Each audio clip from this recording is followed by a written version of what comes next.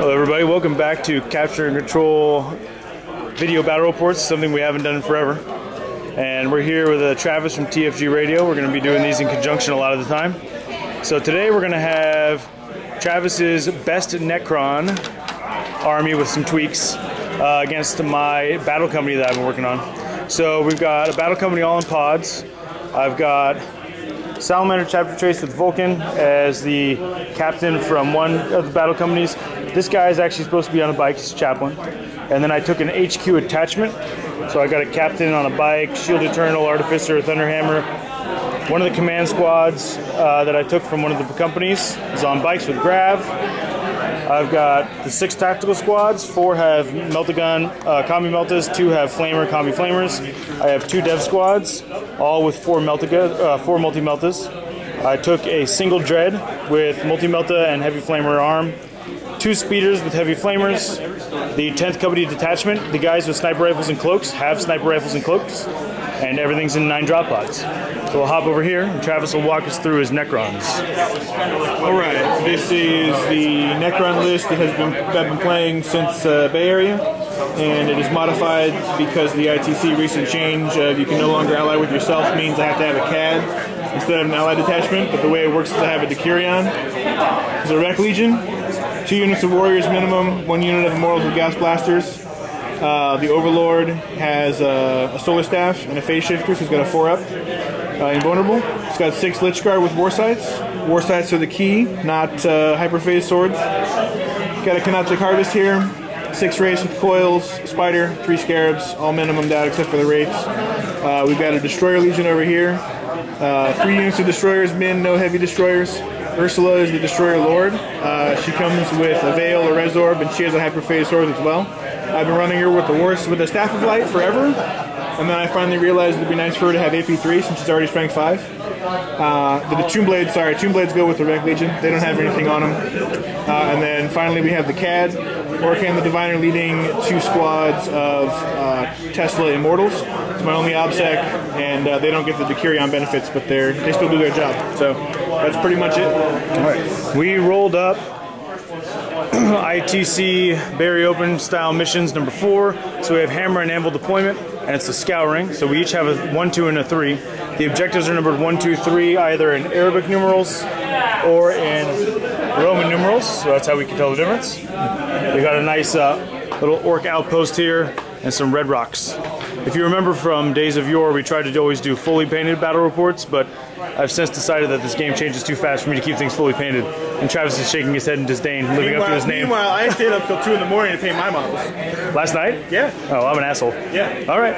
See ya. All right, here we are after deployment. I got turn 1, so I decided to go first. I did not deploy anything, but I decided to infiltrate. So this is where I infiltrated my units. The Scout Squad on Objective 3. The Scout Squad 18 inches away from his units near 2. And then I infiltrated the Scout Squad onto a number 1. And over here, we've got the Necrons lined up in battle formation. Travis will explain his deployment. So basically, with this list, there's often no reason to reserve. You can keep the Destroyers and the Tomb Blades to show up later, but the army is so resilient, it's often better just to present a super target-rich environment and hope that my opponent makes mistakes and tries to shoot at a lot of things and not kill any of them. John won't make that mistake, but this is how I would deploy. This is what I would deploy anyway. Spider is surrounded by Wraiths to give him a cover save, so at least I don't get melted to death, since John potentially has the first turn. And then the Lich Star is starred up.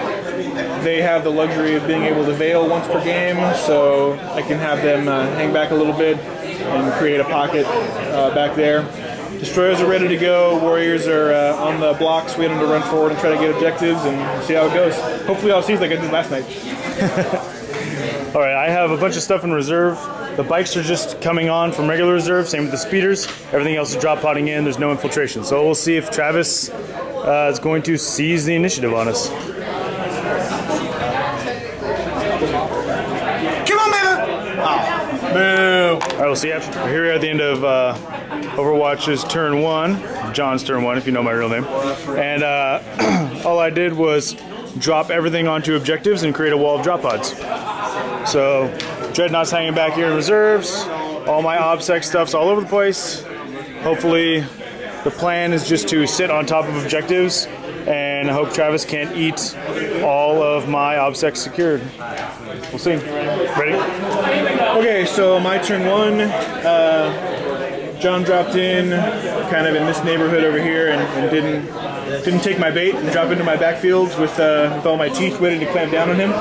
So, but I still managed to kill a couple drop pods. I got a Space Marine squad kind of mulched and falling back. Scarabs often don't do what they're supposed to do, so they got the drop pod down to 1 hull point, but it's still alive. And then basically just kind of moved forward. Before we wrap this, I have to make my jetpack moves, but other than that, we're pretty much where we started. The Lich Star is waiting in reserves to veil somewhere important when necessary, and then everybody else is just kind of hanging around, waiting to see what the rest of the drop pods show up before we commit anywhere on the board. So that's pretty much for T1. See you. All right, it's the end of my turn 2. I got pretty much everything in except for a single speeder. So the bikes came on here and shot grab over there and did nothing. I dropped a ton of pods in, and I shot at the wraiths. I killed a wraith and put a wound on one. Charged them with the dread. Nothing happened to anybody. The scarabs, which were still in base of the pod, ended up popping it. And I did very, very little to Travis's army, as is normal. So it's the big waiting game now. So we'll see what Travis decides to do on his turn 2.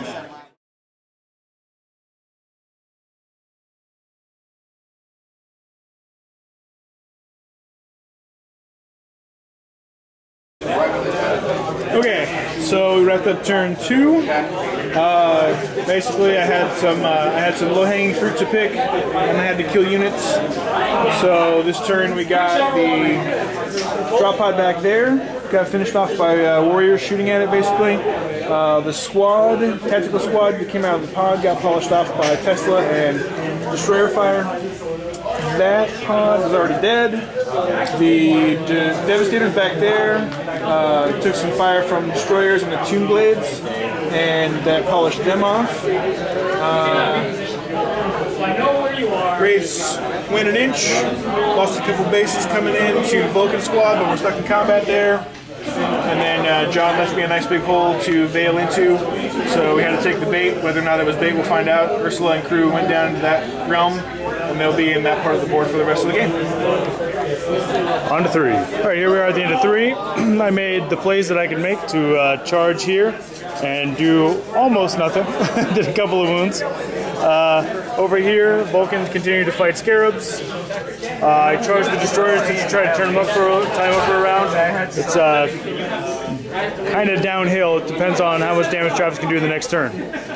All right, here we are at the end of turn 3. It was a brutal turn for the Space Marines. Travis will walk you through it. Okay, so the only little thing that I quibbled was I ran off my objective 3 with the Immortals and then ran back. Thankfully, they were sprightly enough to get back to the objective. Over here, the Spider crumped the drop pod, which turned off his control of objective 2 on my side. Cleared out Scout squad, most of his tactical squad, and then got stuck in combat against that drop pod and that Scout squad, so they're kind of a foregone conclusion. Miraculously, my Scarab base survived with a wound to hold Loken in place long enough for the raids probably to get to him.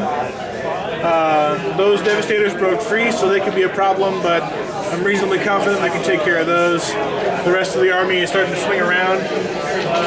The big break happens here. The Mega Bike Squad, Command Squad of Death, just got eaten up by Warscythe. But those 2 little wound pebbles are left. Yeah. Forlorn. Forlorn blood droplets. And then in the immortal hubris of the Necrons, they turned their backs on the remaining Space Marines to walk over to Objective 3. And at that point, John was gracious enough to say that it's pretty much a foregone conclusion. There's not much chance of me getting either the Primary or the Maelstrom. I'm just running out of steam, not enough units left, no mobility, and I have to get home because I have kids that didn't take a nap. So kill count, the Necrons lost Wraith and 2 Scarab bases. That's all. And then I lost a big pile of junk. And then all the drop pods that are dead. Yep. I think that's pretty much it. Everything in this list functioned kind of as intended. Destroyers are faster than you think. The army is more resilient than you realize.